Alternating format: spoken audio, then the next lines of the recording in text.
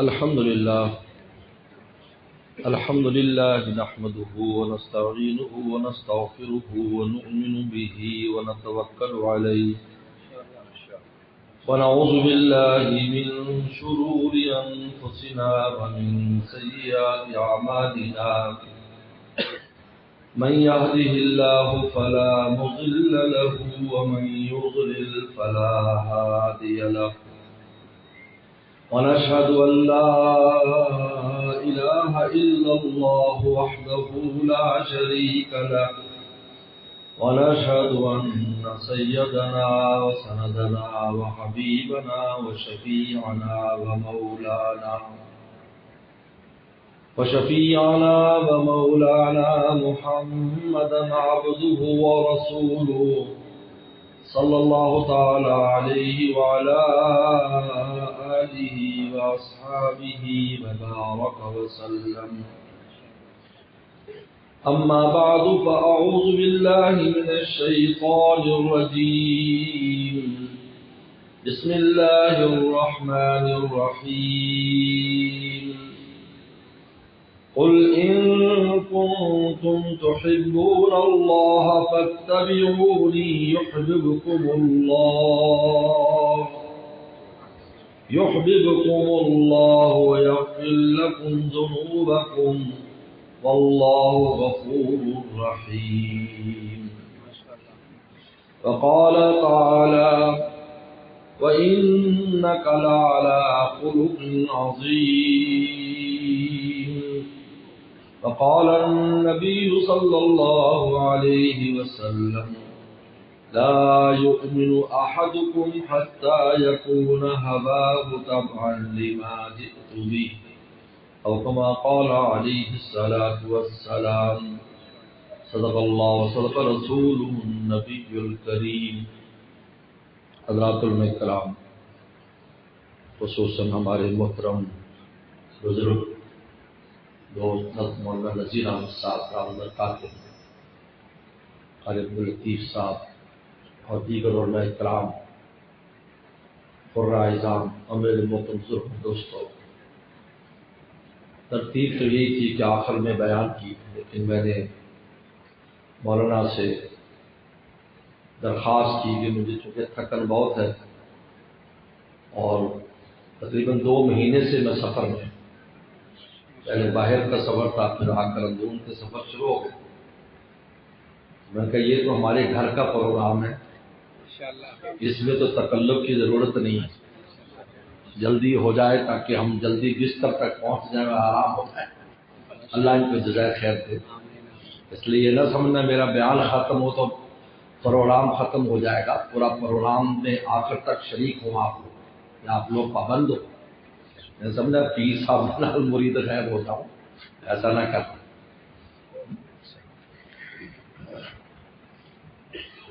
ذکر آمد رسول صلی اللہ علیہ وسلم کے نام سے جلسہ منعقد. اللہ تعالیٰ نے احسان بتایا، لقد من اللہ علی المؤمنین. اللہ نے بہت بڑا احسان کیا ایمان والوں پر، اس بعث فیہم رسولا، ان میں سے ایک رسول بھیجا. سبحان اللہ. احسان بتایا. اللہ تعالیٰ کے تو بے شمار احسانات ہیں، بال بال اللہ کے احسان میں ہمارا بندھا ہوا ہے. فرمایا لیکن سب سے بڑا احسان ہم نے یہ کیا ہے کہ اپنا محبوب پیغمبر تم میں بھیج دیا. تم میں بھیج. لقد من اللہ، اللہ کا بہت بڑا احسان. اللہ احسان فرما رہے. حضرت ابراہیم صلی اللہ علیہ وسلم نے کب ابراہیم السلام آئے کہ حضرت ابراہیم صلی اللہ علیہ وسلم کی اولاد میں حضرت اسحاق علیہ السلام آئے، اور حضرت اسحاق علیہ السلام کی اولاد میں 1,00,000 کے قریب پیغمبر آئے. اب بتاؤ، پیغمبر 1,00,000 کے قریب پیغمبر آئے. حضرت سلمان السلام، حضرت موسیٰ السلام، حضرت عیسیٰ السلام، حضرت یحییٰ علیہ السلام، زکریا السلام، حضرت داؤد السلام، سب بڑے بڑے پیغمبروں کے نام آپ دیکھ لیں، سوائے چند کے سب حضرت ابراہیم السلام کی اولاد میں، حضرت اسحاق علیہ السلام کی اولاد میں. اور دوسرے بیٹے اسماعیل علیہ السلام جن کی اولاد میں اللہ نے نبی الانبیاء سید الرسل کو بھیجا. نبی کریم صلی اللہ علیہ وسلم حضرت اسماعیل السلام کی اولاد میں آئے۔ اب آپ بتائیں کہ کتنا فاصلہ ہوگا، کتنا فاصلہ ہوگا کہ درمیان میں لاکھوں لوگ ہیں، 1,24,000 جیسے چند پہلے ہیں، باقی سب بعد میں۔ اس وقت دعا کر ربنا وابعث فیہم رسولا، اللہ میں نے گھر تو بنا دیا ہے، امام کی ضرورت ہے، امام بھیج دیں آپ۔ اس وقت دعا کر ربنا وابعث فیہم رسولا۔ اب یہ مکہ والوں میں امام چاہیے۔ حدیث شریف میں آتا ہے سلمان صلاۃ والسلام کا تخت وہاں سے اڑتا تھا شام سے، اور شام سے کابل میں اترتا تھا، اور کابل سے واپس خانہ کعبہ کا طواف کر کے پھر شام میں جاتا تھا۔ چھوٹا موٹا تخت نہیں تھا، ہزاروں لاکھوں انسان اس پر بیٹھتے تھے، اتنا بڑا تخت، اور بغیر کسی پائلٹ کے، بغیر پیٹرول کے، بغیر رن وے کے، صرف پیغمبر کے ارادے سے اڑتا تھا۔ ارادہ کیا اڑنا شروع کر دیا۔ آج لوگ کہتے ہیں جی بڑی ترقی کر لی، بڑے ماڈرن ہو گئے، بڑے یہ ہو گئے، بڑے وہ ہو گئے، کچھ بھی نہیں ہے۔ اس ترقی کو تو پہنچ ہی نہیں سکتے۔ یا آج دنیا میں جتنی بھی ترقیات ہیں، دراصل یا آخرت میں جو ترقیات ہیں ان کے سامنے بالکل معمولی ہیں، بالکل معمولی، 1% بھی نہیں ہے۔ آج اتنی تیز رفتار راکٹ بنا دیے، تیز رفتار جہاز بنا دیے۔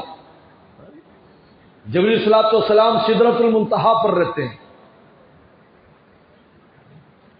یہاں سے سدرۃ المنتہا کا فاصلہ 55,000 سال ہے، 55,000 سال، 55,000 سال فاصلہ ہے۔ جبریل السلام وہاں بیٹھے ہیں، پیغمبر السلام نے پوچھا جبریل السلام سے کہ 600 پر ہیں، کہ کبھی اللہ کے حکم میں تمہیں پہنچنے میں زور بھی لگانا پڑا؟ انہوں نے کہا ایک بار زور لگانا پڑا، ایک بار۔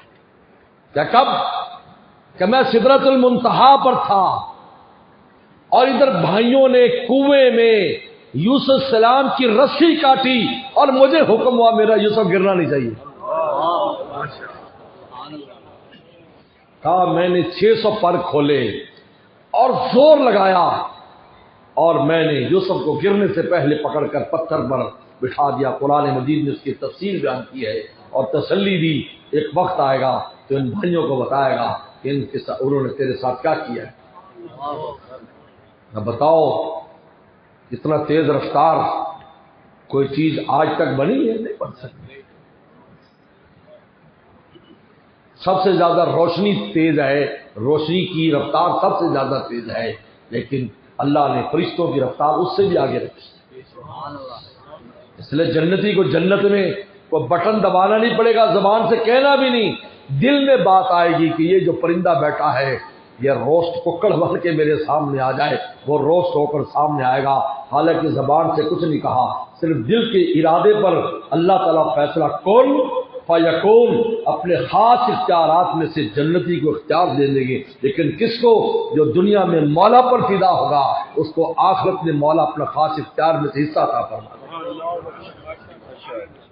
یہ فیصلہ تم نے کرنا ہے، یا اپنی مرضی کرتے ہو ان کی مرضی پر چلو گے، آگے تمہاری مرضی چلے۔ ویسے دنیا میں بھی مرضی کسی کی نہیں چلتی، کیوں بھائی؟ چلتی ہے، گھرے نہیں چلتی، مرد ہے تک بیگم میں نہیں منتی، کیوں بھائی؟ ایک تھانے دار نے حضرت تھانوی رحم اللہ کو لکھا کہ پورا علاقہ مجھ سے ڈرتا ہے لیکن میں بیگم سے ڈرتا ہوں، گھر آتا ہوں تو بس میں رونگٹے کھڑے کر دیتی ہے، حضرت میں کیا کروں؟ حضرت اس کو تسلی دی، تسلی دی، مجدد زمانہ تسلی تھانے دار کو دے رہا۔ اس لیے اکبر آل آبادی نے شعر کہا تھا، اکبر نہ ڈر سکے برٹش کی فوج سے، اکبر نہ ڈر، وہ بلا تکلف انگریزوں کے خلاف اشعار کہہ دیتے تھے، اکبر نہ ڈر سکے برٹش کی فوج سے لیکن مات کھا گئے بیگم کی نوج سے۔ بیگم نے ڈانٹا تو بس وہیں بیٹھے۔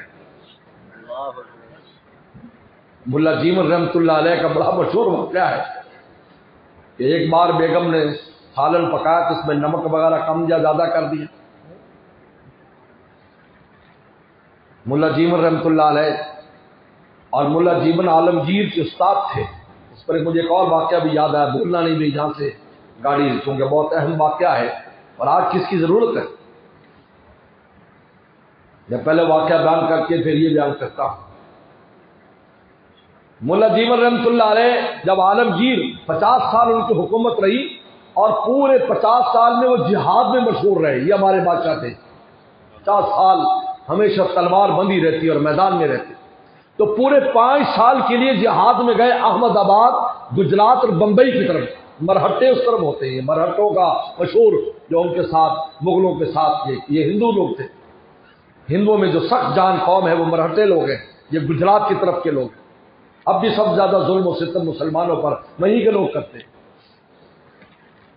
5 سال جہاد میں رہے. 5 سال کے بعد واپس آئے عالمگیر. تو مولویوں سے حسد کرنے والے لوگ جن کے پیٹ میں درد ہوتا ہے، اگر مولوی صاحب اچھے کپڑے پہن لیں، کوئی اچھی چیز آ جائے تو ان کو ویسے درد ہو جاتا ہے. نہ لینا نہ دینا،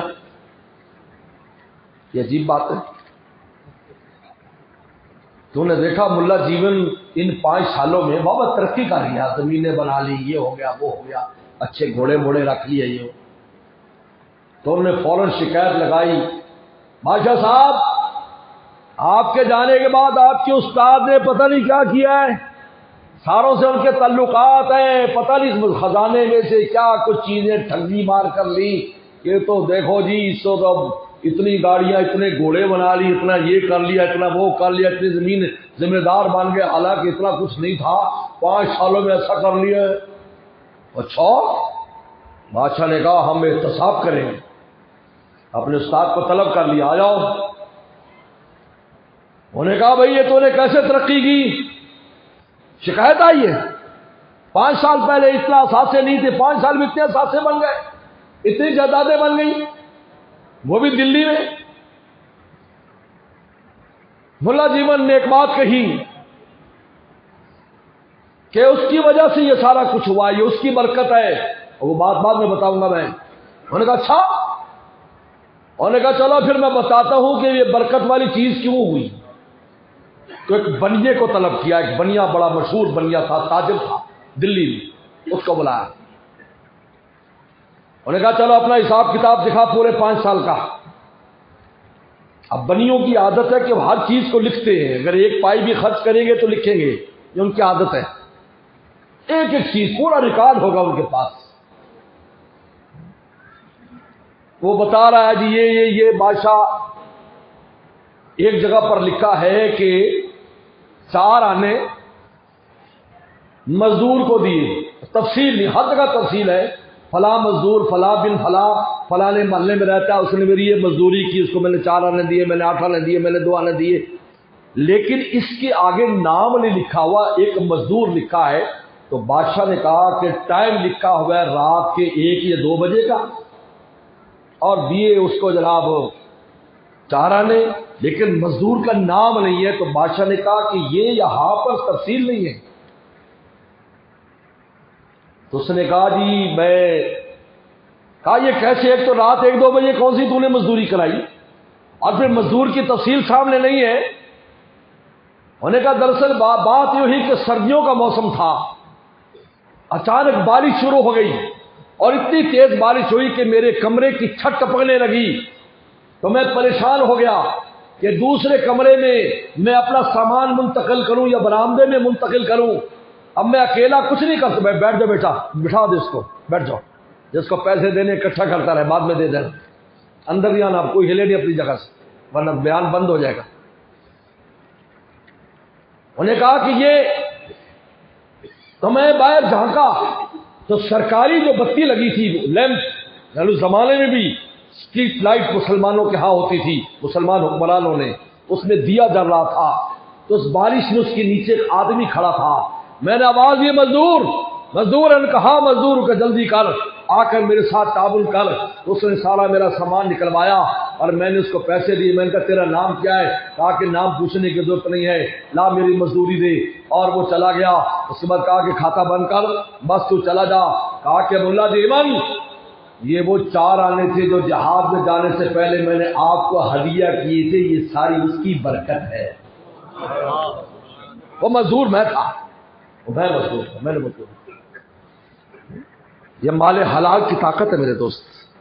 خیر ملا دیوان بیگم سے بہت ڈرتے تھے, لہذا اگر کوئی بیگم سے ڈرتا ہے تو دل چھوٹا نہ کرے. یہ بڑوں بڑوں کے ہاں بھی یہ چیز پائی گئی. بعض لوگ کہتے ہیں جی لو جی مجھ سے اطاعت کر اور بیگم کو ذلیل کرنا سمجھتے ہیں یہ مردانگی. یہ کوئی مردانگی نہیں ہے.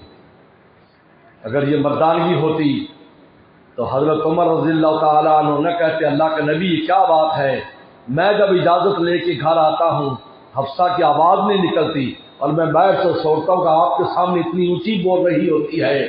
فرمایا آپ نے فرمایا اللہ نے جس کے دل میں رحم سے جس کو محروم کر دے وہ جو رحم سے محروم ہونے والا خیر سے محروم ہے. یہ میری شان رحمت ہے کہ میرے سامنے بول لیتی ہے. ہر وقت سانس سکائے رکھنا یہ کوئی مردانگی نہیں ہے. مردانگی ہے اس کی تکلیف کو خوشی خوشی برداشت کرنا, کیا نام مردانگی. حدیث نہیں پڑھی پہلوان وہ ہے جو اپنے غصے پر قابو رکھے, وہ نہیں ہے جو کسی کو چت کر دے. پہلوان وہ ہے بیگم کوتاہی کرتی ہے پھر بھی برداشت کرتا کوئی بات نہیں یار.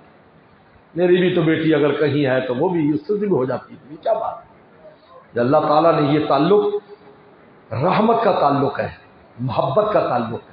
یہ ضابطے کا نہیں ہے, یہ نوکری نہیں ہے کہ کام کرے گی تو کچھ ملے گا ورنہ نہیں ملے گا.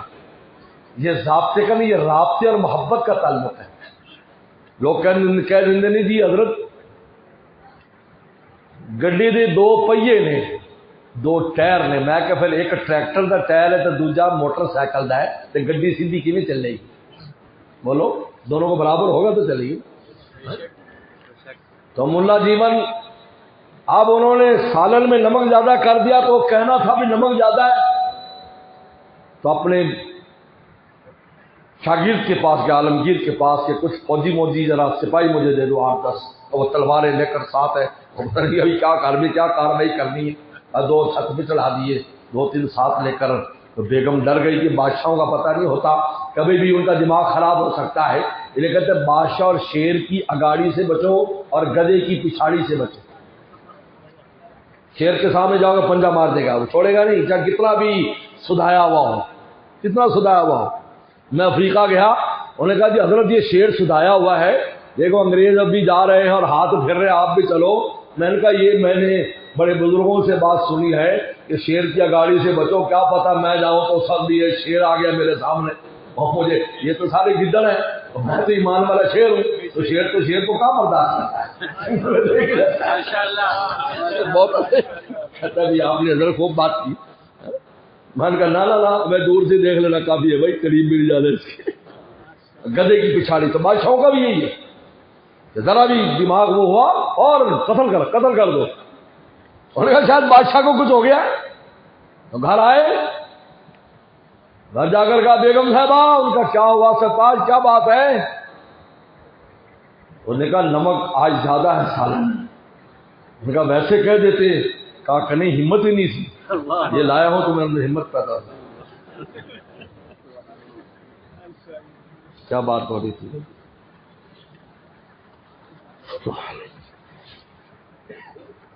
تو حضرت سلیمان صلاۃ والسلام کا تخت ایک بار اس نے چکر لگایا خانہ کعبہ کے ساتھ,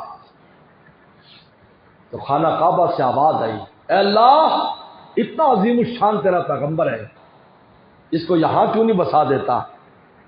میں ہر وقت خالی ہوں. بواد غیر ذی زرع, ایک ایسی وادی میں نہ کوئی کھیتی نہ کوئی آتا ہے نہ کوئی جاتا ہے, آپ انہیں کو یہی بسا دیں, یہ آباد ہو جائے. اللہ نے وحی بھیجی, اے میرے گھر تیرے لیے میں نے اپنے محبوب پیغمبر اور اس کی امت کو رکھا ہے, وہ تجھے آباد کرے گی. سے پہلے کوئی آباد نہیں کرے, آباد کرے.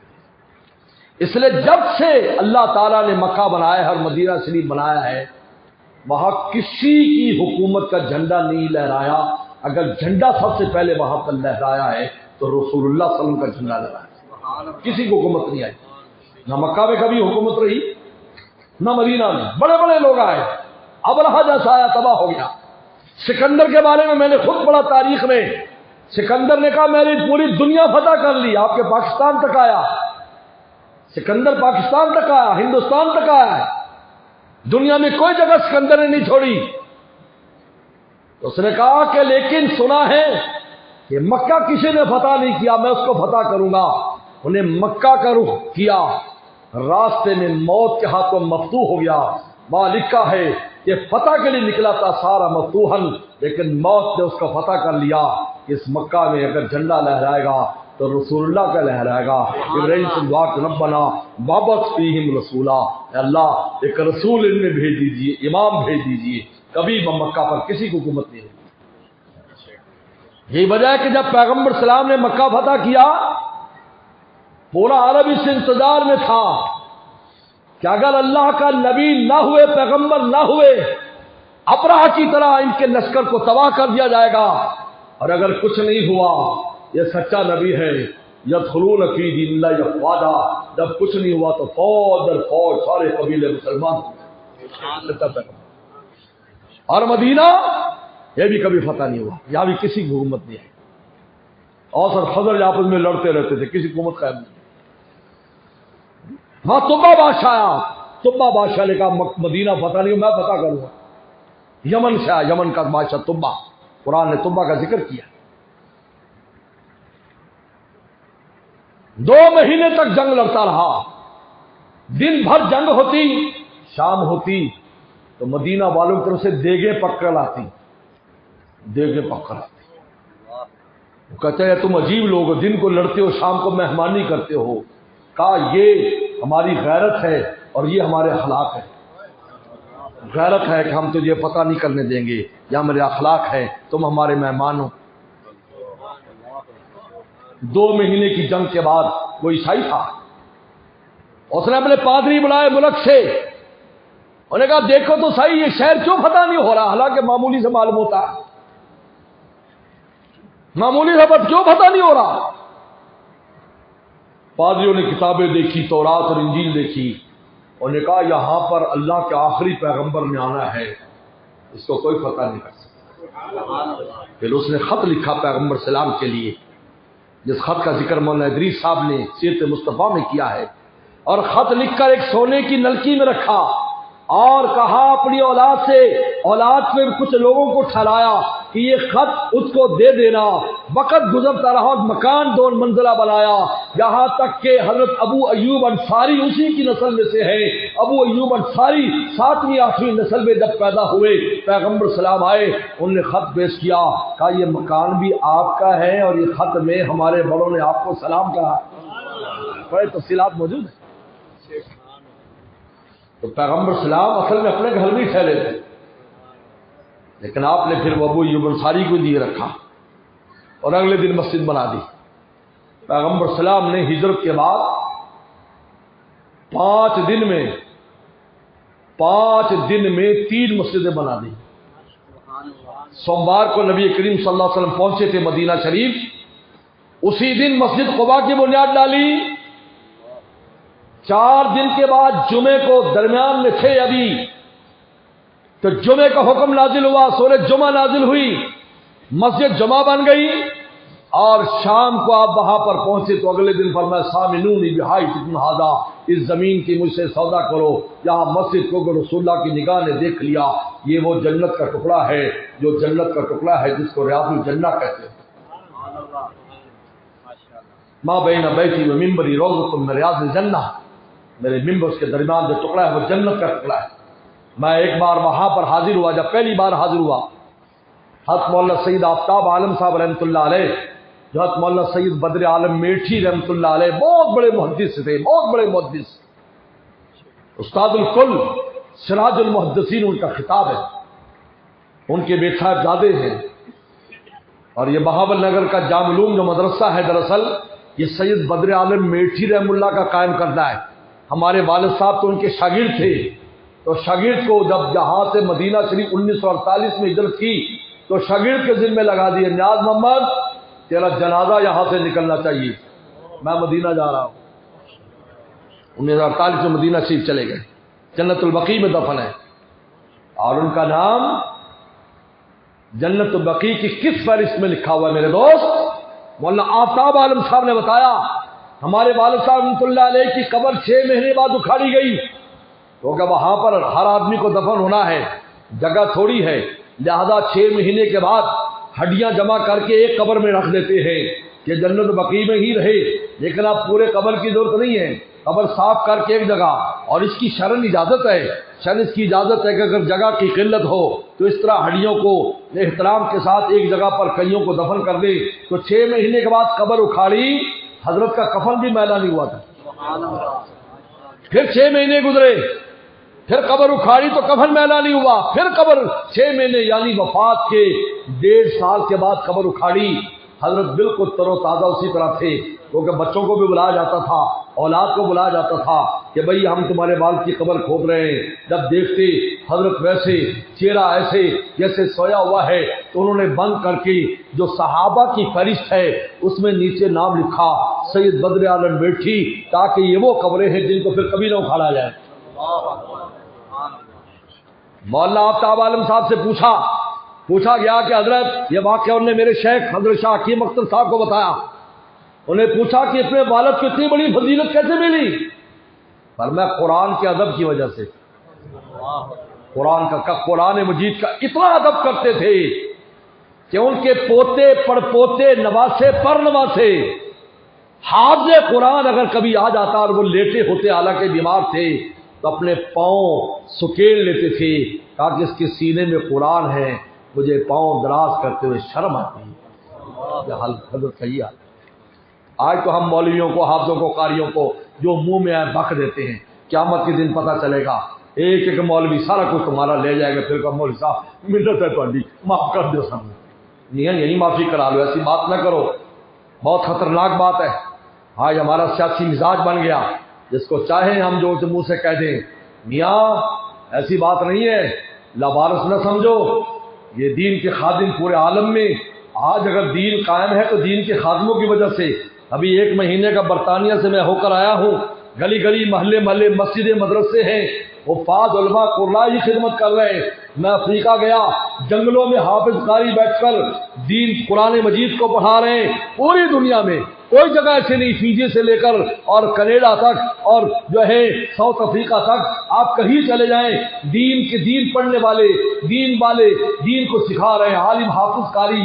یہ خدا کے نمائندے زمین پر، ان کو برا کہو گے اللہ میدان میں اتریں گے، جو زندگی میں بھی بربادی اور آخرت میں بھی بربادی۔ ایک عالم کو ایک آدمی نے ستایا تھا، اس کی 7 نسلوں میں پاگل پیدا ہوئے، 7 پاگل پیدا، بہت خطرناک چیز ہے، بہت خطرناک چیز۔ میں نے خود دیکھا ایک عالم کو کسی نے ستایا تھا، جن نے ستایا تھا وہ پاگل ہو کر مرے، سال پہلے دماغ نے کام چھوڑ دیا، بیچ میں ہفتے مودتے تھے اور شلوار قمیض اتار دیتے تھے، لوگ کہتے فلاں عالم کو نے ستایا تھا، اس کی سزا ان کے ملی۔ تنبیہ کر رہا ہوں میں تم کو۔ تو مولانا آفتاب عالم صاحب خیر، یہ باول نگر کا مدرسہ ان کا ہے، ہمارے والد صاحب مولانا نیاز احمد صاحب، ہم تو والد صاحب تو چین کے رہنے والے تھے، اور باول نگر اسی طرح بنے۔ حضرت مولانا آفتاب عالم صاحب نے بلایا کیونکہ دیوبند میں تھے، اور حضرت مولانا ادریس صاحب کاندھلی رحمۃ اللہ علیہ، مولانا مالک کاندھلی صاحب کے جو والد گرامی، انہوں نے مشورہ دیا کہ باول نگر چلے جاؤ، کیونکہ میں نے آج بھی جمعے میں بھی کہا، انہوں نے کہا اس لیے کہ تمہاری اردو فصیح نہیں ہے، تم گلابی اردو بولتے ہو، باول نگر میں بھی زبان اردو نہیں ہے، جیسے تمہاری اردو ویسے ان کی اردو، ہندوستان میں نہ رہنا، اس لیے کہ آپ فصیح اردو بولتے ہیں، تمہارے لیے مشکل ہو جائے گا، یہاں تو لکھنؤ والے ہیں، یہاں تو دلی والے ہیں، ان کی تو اردو بڑی نازک ہوتی ہے، لڑائی کے اندر بھی احترام کے لفظ محترم جناب ایسے کر کے گالی دیتے ہیں، محترم جناب ہماری طرح تھوڑی، ہم تو دلتی مارتے ہیں، گالی میں دلتی مارتے ہیں کھوتے دی طرح، اتنی گندی گالی دیتے ہیں، اللہ معاف فرمائے۔ پیغمبر سلام کے صحابی ابو ذر غفاری کتنا بڑا صحابی ہے، جن کے بارے میں جبریل السلام نے ایک دفعہ آئے کہا کہ کون ہے؟ کہا ابو ذر، میرا صحابی ابو ذر۔ کہا آسمان والے اس کو زمین والے سے زیادہ جانتے ہیں، اتنا بڑا آدمی ہے۔ لیکن انہوں نے کیا کہہ دیا؟ اپنے نوکر کہہ دی ابن سودا، اے کالی دے پتر، وہ حبشی تھا، انہوں نے کہا کالی دے پتر غصے میں، ابن سودا، کالی کے بیٹے۔ پیغمبر سلام نے سن لیا، فرمایا انک امرؤ فیک الجاہلیہ، بخاری میں آتا ہے اے ابو ذر تیرے اندر کفر پایا جاتا ہے۔ کفر، تو گالی دیتا ہے اس کو؟ گالی دینا کفر کا، کافروں کا کام ہے، مومن کا کام نہیں۔ یہ زبان اپنی یاد کے لیے دی ہے، اچھی باتوں کے لیے دی ہے، اس لیے تھوڑی دی ہے گالی گلوچ کے لیے، یہ قرآن پڑھنے کے لیے دی ہے، ان ذلیل کاموں کے لیے تھوڑی دی ہے۔ ذلیل کام تو بائیں ہاتھ سے کرنے ہوتے ہیں۔ اور یہ زبان، مجھے بتاؤ، میں پوچھتا ہوں پاؤں سے جان کیوں نکلتی ہے؟ اوپر سے کیوں نہیں جان نکالتے؟ پاؤں سے نکال رہے ہیں تاکہ زبان آخر میں میرا نام لے لے، میں اس کو بخش دوں، میں بخش دوں اس کو۔ چنانچہ کتنی لوگوں کی جان نکل چکی ہوتی ہے، لیکن اوپر سے کلمہ بھی پڑھ رہے ہیں اور اللہ اللہ کر رہے ہیں، سب کچھ کر رہے ہیں، جان نکلی ہوئی ٹانگوں سے، ٹانگوں سے جان نکلی ہوئی۔ ابو ذرا بجلی کے بارے میں آتا، ابو ذرا بجلی رحمۃ اللہ علیہ امام حضرت ابو ہریرہ کے شاگرد ہیں۔ امام بخاری نے اس کے واقعے کی طرف اشارہ کیا ہے۔ ہمارے استاد مفتی اعظم پاکستان شیخ الحدیث جامعہ اسلامیہ بن نوری ٹاؤن کراچی، میرے بہت محبوب استاد تھے، اللہ کا شکر ہے، اللہ نے ان کی مجھے بہت خدمت کا موقع دیا، خدمت خاص ہر وقت ساتھ رہتا تھا۔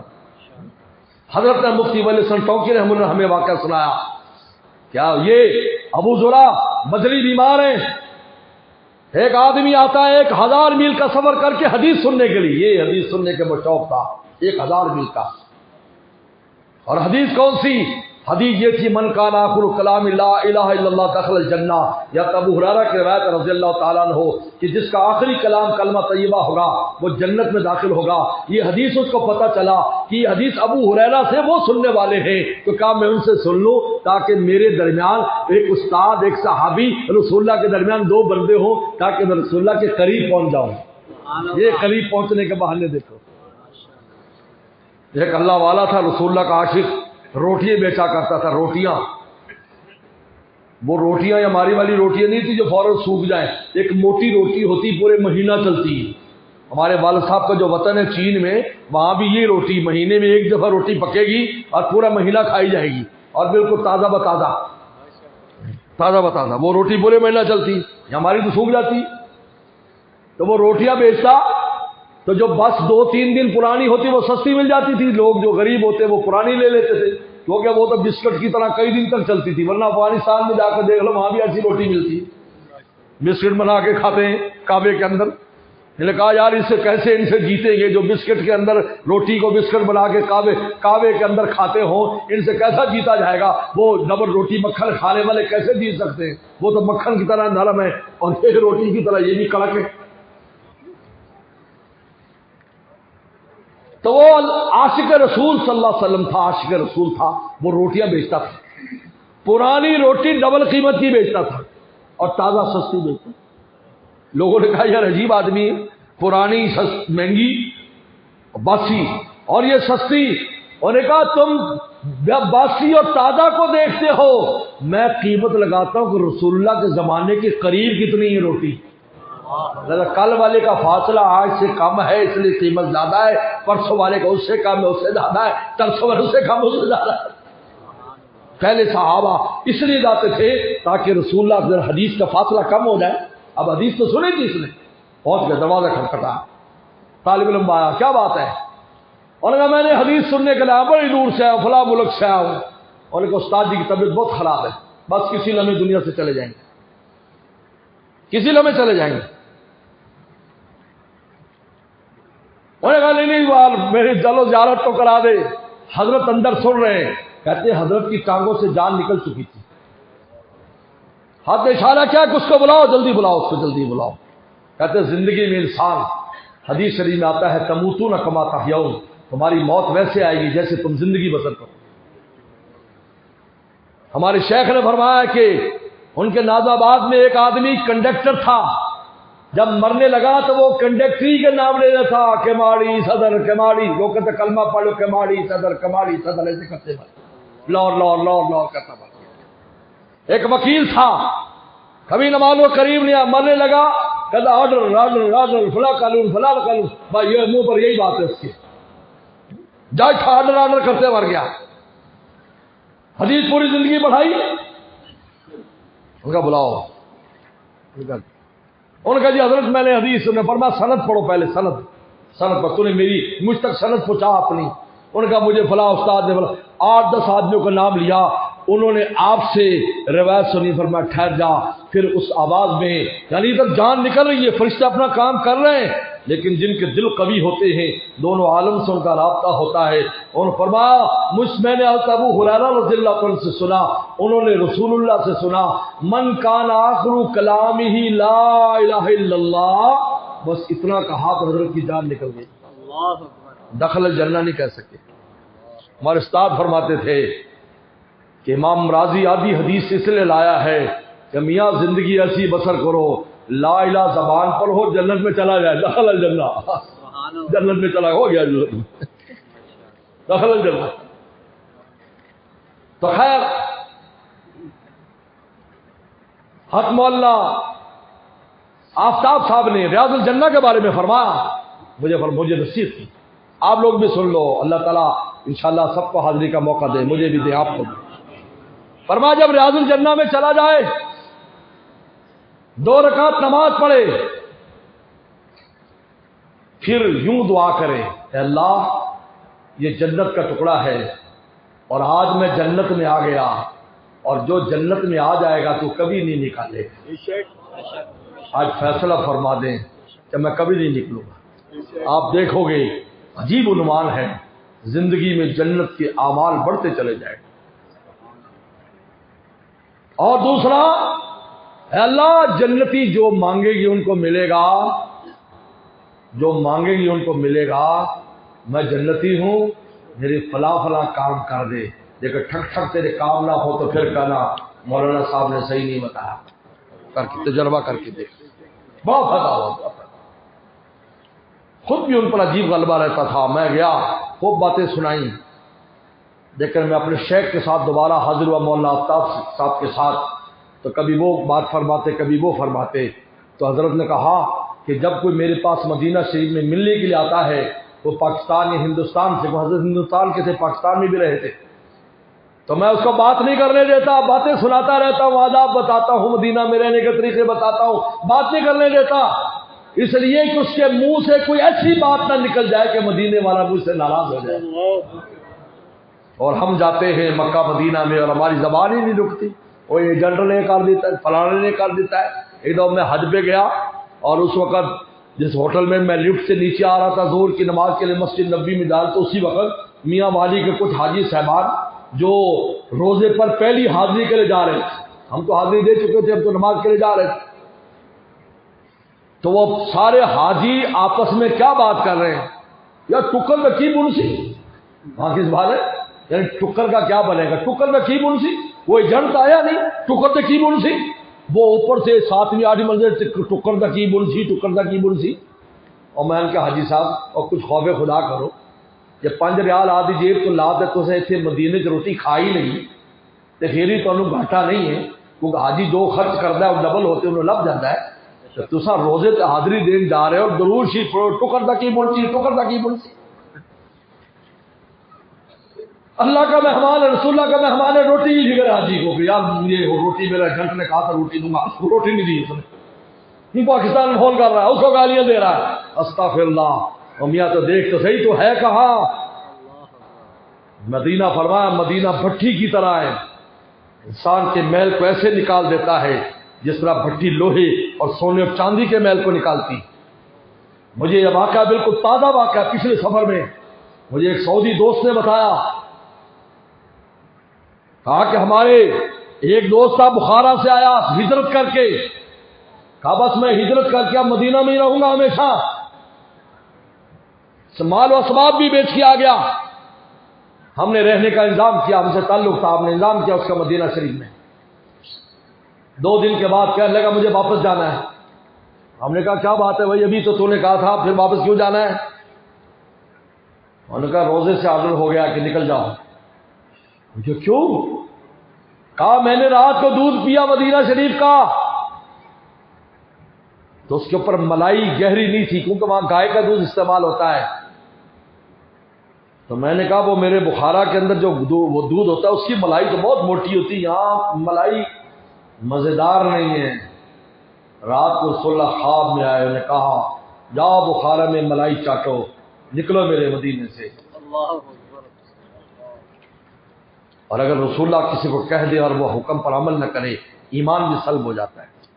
یہ آپ نے واشی سے کہا تھا غیب وجہ کا انی، اے واشی تو نے میرے چچا حمزہ کو شہید کیا ہے، میں تجھے اسلام میں داخل کرتا ہوں، میں بیعت کرتا ہوں تیری اسلام اور ایمان کی، لیکن میرے سامنے کبھی نہ آنا کیونکہ مجھے چچا یاد آتا ہے، میرے دل کو تکلیف ہوگی، تیرے ایمان کے سلب کا خطرہ ہے. وہ ایسے گئے کہ دوبارہ صحابہ نے اگر اس کو دیکھا تو مسیلمہ کذاب کو جو قتل کرنے والا کا جو انداز تھا، لوگوں نے کہا یہ برچھی مارنے والا واشی ہو سکتا ہے. تو دیکھا کہ واشی آیا ہوا تھا، انہوں نے کہا اگر میں نے کفر کی حالت میں رسول اللہ کے چچا کو شہید کر دیا تو دعائیں مانگتا اللہ اسلام لے آیا تو بڑا کافر مروا، تو ختم نبوت پر ڈھاکہ مارنے والے کو میں نے مارا ہے. فوراً غائب ہو گئے. یہ نہیں کہا نہیں حضرت نہیں جی میں معاف کر دو جی میں پاس میں غیب وجہ کرنی مت آنا. کسی کو مدینہ میں آنر مل جائے اور عمل کرے ورنہ ایمان بھی سلب ہو جائے. دوری سے کچھ نہیں، مان لیا دوری ہے، لیکن واشی نے مانا صحابہ میں شمار ہوتا ہے. قیامت کے دن صحابہ اکرام میں اس کو شمار کیا جائے گا، صحابہ میں اٹھے گا. کتنا بڑا مقام ہے. لیکن اللہ کہتا نہیں صلح کو تکلیف ہوتی ہے یہ وجہ کر. تو میرے دوست فرماتے بہت بڑا احسان ہے کہ ہم نے محبوب پیغمبر تم نے بھیجا ہے. میرے دوست اس احسان کا 4 چیزیں دے کر اس پیغمبر کو بھیجا. بس ختم کر رہا ہوں، میرا ٹائم ختم. پہلی چیز کتاب اللہ کی تلاوت. تو دیکھ تیرا میرا اس میں کتنا حصہ ہے. یہ دیکھ ہم کتنا قرآن پڑھتے ہیں، جس کے لیے بھیجا کہ آپ پڑھ کر سنائیں. تو اگر آپ اپنی زبان سے ادا نہیں کریں گے یہ نہیں پڑھ سکتے، یہ نہیں پڑھ سکتے. اگر آپ کا بس نہیں ہم قرآن سے زبان پر لاتے ہیں، یہ وحی الہی اللہ کا کلام ہے. ہمارے استاد مفتی ولی صاحب ٹھوکی فرماتے تھے اگر رسول اللہ نے تلاوت نہ کی ہوتی کسی مخلوق کی طاقت نہیں تلاوت کرتی. وَيُزَكِّيهِمْ باطن کو پاک کریں، اپنے باطن کو پاک کراؤ، اللہ والوں کے پاس جاؤ، مرشدوں کے پاس جاؤ، اپنے دل کی صفائی کراؤ. ہاں لوگ کہتے جی بیعت کر جی جی بدعت ہے. جی کہاں سے بدعت ہے؟ بخاری شریف اٹھا کے دیکھ، بخاری اٹھا کر دیکھ، بخاری میں موجود ہے. میری شرح بخاری کے اندر میں نے پوری تفصیل لکھی ہے. الحمدللہ اللہ کا شکر ہے. ہم تو چھوٹے سے لوگ ہیں چھوٹے، لیکن اللہ کام لینے والے ہیں. الحمدللہ جامعہ اشرفیہ میں استاد الحدیث مولانا یوسف خان صاحب نے اسٹیج پر ذکر کیا کہ مولانا نے بخاری کی شرح لکھی ہے اور ایسے لکھی ہے کہ استادوں کے سامنے رہتی ہے. یہ ابھی پچھلے اسی ہفتے کی بات. الحمدللہ اس میں پڑھو دیکھو اس بیعت کی تفصیل لکھی میں نے. یہ رسول یہ بیعت جو بزرگ کرتے سنت ہے، سنت. حضرت حکیم الامت فرماتے ہیں اپنی اصلاح کروانا فرض ہے، بیعت کرنا سنت ہے، لیکن اصلاح میں برکت پیدا اسی سنت سے ہوتی ہے. اس لیے مقصود تو فرض نماز ہے، آگے پیچھے سنتیں رکھ دیں تاکہ اس فرض کو قوت ملے. وَيُعَلِّمُ الْكِتَابَ وَالْحِکْمَةَ کتاب اللہ کی تعلیم، قرآن کی تفسیر، حکمہ حدیث کا علم. دیکھو کتنا حصہ ہے. خود نہ پا سکو اپنے اولادوں کو ڈال دو، اپنے اولادوں کو ڈال دو اس میں. حضرت تھانوی فرمایا کرتے تھے لوگوں تقسیم ہی کر لو. تو ایک بچہ دین میں ڈال دو، باقی تم دنیا کے کام میں ڈال دو. ایک آدھا دین میں ڈال دو، اس کو مولوی بنا دو، عالم بنا دو. تو کہتے کھاوے گا کسی جی؟ پھر کہتے یار مولوی لوگ کھاندے بہت ہیں، کھاندے بہت ہیں. کھاوے گا کہ تو کھاندے بہت ہیں. یار مولوی پتہ نہیں یار ان کو کیش ہے یار. یہ صرف نقدری کی باتیں، قدردانوں سے پوچھو. میرے مرشد عارف باللہ شاہ کی مختار صاحب کے پاس 50 ملکوں کی ٹکٹیں ایسے رکھی ہوتی تھی، جو ٹکٹیں پہلے بھیج دیتے کہ حضرت آ جاؤ، حضرت آ جاؤ، حضرت آ جاؤ. حضرت فرماتے دیکھو بھائی یہ ٹکٹیں بیچارے پہلے بھیج دیتے ہیں اب میں دیکھوں گا مجھے کہاں جانا ہے اور کہاں نہیں جانا ہے۔ اب اگر کیلکولیشن کریں ہم کہ جی کتنی تنخواہ آتا کتنا وہ یوں کیلکولیشن کرتے ہیں، یہ کیلکولیشن کا نہ مذہب ہے نہ ہمارا دین ہے۔ اگر کیلکولیشن کا ہوتا تو حاجی کو لاکھ کی نماز چھڑوا کے نہ مینا میں لے جاتے، نہ عرفات میں لے جاتے، نہ مزدلفہ میں لے جاتے کہ لاکھ کی نماز چھوڑ کر یار وہاں کہاں جا رہا ہے، تیرا دماغ خراب ہے، کتنی 5 دن کی تو 25 نمازیں چھوڑ رہا ہے، ہر نماز پر 27 لاکھ تجھے حرم میں ملے گا، اور تو جا رہا ہے وہاں پر تو کوئی نہیں لکھا ہوا۔ لیکن وہ کہتا ہے میاں یہ عاشق ہے، محبوب نے بلایا ہے، جب محبوب نے کہا میرا گھر چھڈ میں تو اتنے لباں گا، اتنے نہیں لب رہا۔ جاتے ہیں یا نہیں جاتے بولو؟ وہاں کیلکولیشن کر کے دیکھ لو، ایسے ہی آ جاؤ گے جیسے کہے تھے۔ اب اللہ کہتے ہیں او میاں وہ لاکھ کی نماز اپنی جگہ ہے، لیکن آج میں تجھے کہتا ہوں کہ یوم ولدت امہ، آج تو ایسے ہو گیا جیسے ماں کے پیٹ سے بھی پیدا ہوتا ہے۔ کیلکولیشن کا معاملہ نہیں ہے۔ فرمایا حضرت تھانوں نے کسی کو عالم بنا دو، اگر تم مالدار ہو، اللہ نے مال دیا ہے، ذمہ دار ہو، اس عالم کو کہا تو مفت خدمت کر، ہم اپنے کاروبار میں سے زمین میں سے تجھے مفت دیتے رہیں گے، تو خدمت کر ایسے جا۔ اس کو کہتے کمائے، آخرت میں اسی کی سفارشوں پر سب ہوں گے، 10 پاسپورٹ تک حافظ کے پاس ہوں گے، اور عالمی دین اللہ اکبر۔ ایک روایت بیان کر کے ختم کر رہا ہوں، امام راضی نے اس روایت کو اپنی سند سے بیان کیا ہے۔ ہم عائشہ صدیقہ رضی اللہ تعالیٰ نے فرماتی ہے اے اللہ کے نبی صلی اللہ علیہ وسلم، ایک عالم کو کتنے لوگوں کی سفارش کی اجازت ہوگی؟ فرمایا جتنے آسمان کے ستارے ہیں۔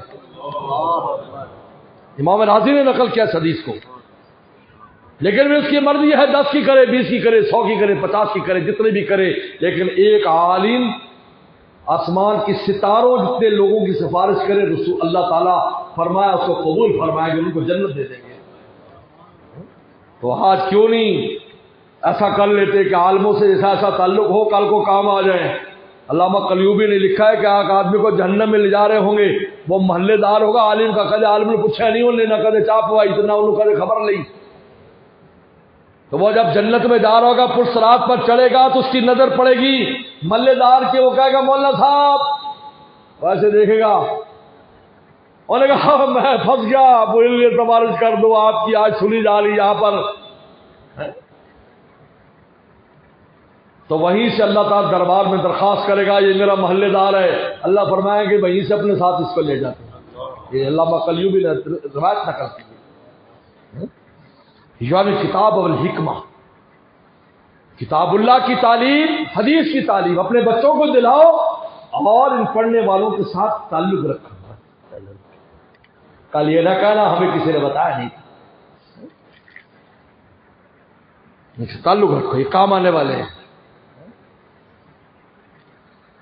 بڑے بڑے علماء جو بنے ایسے انہی پر بنے ہیں، لوگوں نے ان کا تعاون کیا، بڑے بڑے خدمتیں کر گئے، کیا خیال ہے ان کے ساتھ تعلق رکھنے والوں کو کچھ نہیں ملے گا؟ بس اللہ مجھے آپ کو عمل کی توفیق عطا فرمائے۔ واخر دعوانا ان الحمد للہ۔